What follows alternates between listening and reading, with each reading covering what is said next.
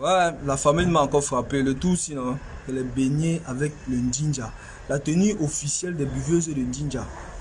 Kaba, pas trop long, le collant à l'intérieur jusqu'au niveau des chevilles, la sans confiance et les filets sur la tête. Donc, quand tu arrives au marché, les vendeuses de Njinja là, parce que quand tu vois les beignets, il y a plusieurs types de dispositions. Les beignets sont disposés donc de plusieurs manières. La première disposition, c'est un genre, il y a d'abord la bassine. Après, il y a le carton en bas là. Non, le carton absorbe l'huile des beignets pour se protéger contre les charançons et la moisissure. Les beignets maintenant sont déposés dessus en désordre. On parle ici de disposition en deux.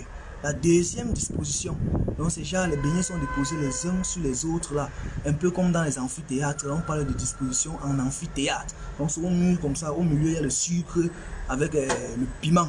Premier réflexe d'une buveuse de Njinja, tu prends d'abord ton sac de marché, paf, tu bloques au niveau des aisselles. La main si ne bouge plus. Tu passes la commande de Njinja, on te donne de Njinja.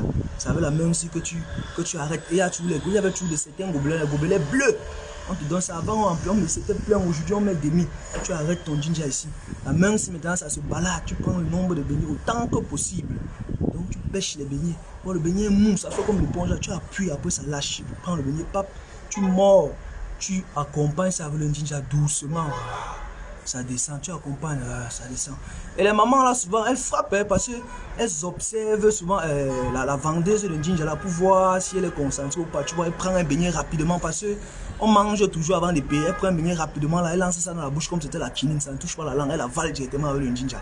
À la fin, comme elle était censée par exemple manger 4 beignets, elle donne 100 francs pour voir si la vendeuse a vu quand elle a pris le beignet volé là. Si la vendeuse rembourse 25, ça veut dire qu'elle n'a pas vu. Elle dit encore que, hey, donne-moi encore un beignet pour finir une fois les 100 francs là. Comme il y a des mamies, non, elle ne s'arrête pas là. Elle dit qu'il n'y a pas le cadeau. On donne le cadeau. Quand tu finis maintenant de manger ça, je n'ai jamais compris le phénomène que peu importe la quantité de beignets, tu te bats toujours pour qu'il y ait une petite quantité de Njinja qui reste à la fin. Donc même si tu as 100 beignets, tu fais toujours l'effort qu'il y ait une petite quantité de Njinja à la fin pour pousser tous les résidus qui se trouvent dans ta cavité buccale pour que ça descende. On parle ici de mangement dans l'attente d'une consolation hydraulique à la phase terminale. Donc ça veut dire que tu gardes le reste de Njinja pour te consoler à la fin. C'est la magie. Et de fois même quand tu es à la maison, tu attends le Njinja que la matière rentre, c'est la moelle. Parce qu'on t'attache dans le nylon, comme la sucette, forme conique. Tu perces seulement le bas là, ça entre dans ta. Tu vois, tu joues avec, c'est la magie.